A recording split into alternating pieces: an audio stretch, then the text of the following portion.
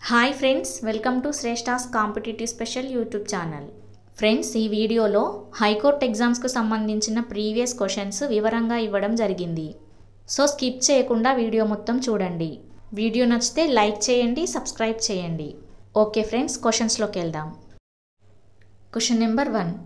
ఈ క్రింది వాటిలో ఏ ప్రాంతంలో గౌతమ బుద్ధుడు జ్ఞానోదయం పొందాడు?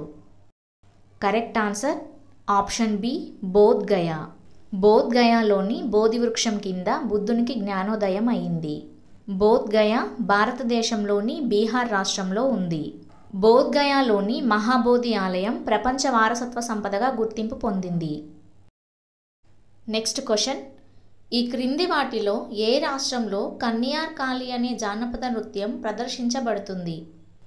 Correct answer option D, Kerala. Kanyar Kali అనే జానపద నృత్యం కేరళ రాష్ట్రంలో ప్రదర్శించబడుతుంది. Next question. ఈ క్రింది వారిలో ఎవరు స్వరాజ్ జెండాను రూపొందించారు? Correct answer option A, Mahatma Gandhi. Swaraj జెండాను మహాత్మా గాంధీ 1921లో రూపొందించారు. స్వరాజ్ అనగా స్వయం పాలన అని అర్థం. Next question. ఖజురహో ఆలయాలు ఎక్కడ ఉన్నాయి?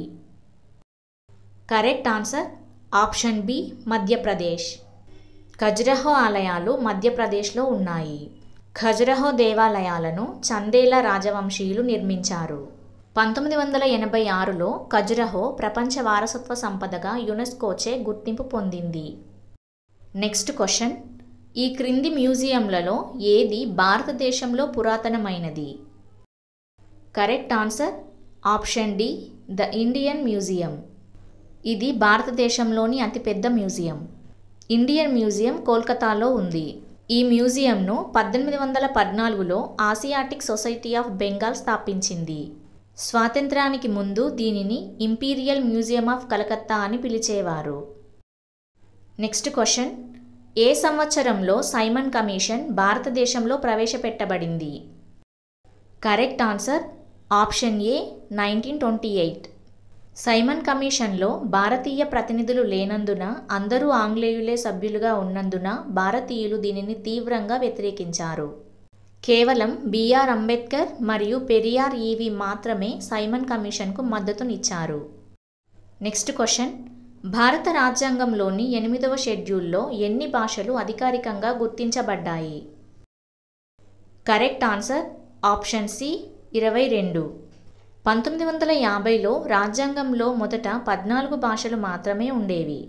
1967లో 21వ రాజ్యాంగ సవరణ చట్టం ద్వారా సింధీ భాషను చేర్చారు. 1992లో 71వ రాజ్యాంగ సవరణ చట్టం ద్వారా కొంకణి, మణిపురి, నేపాలీ భాషలు చేర్చబడ్డాయి.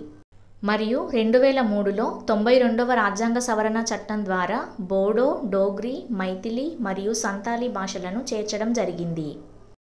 Next question. ఈ క్రింది వాటిలో ఏ మతాన్ని చంద్రగుప్త మౌర్యుడు అనుసరించాడు?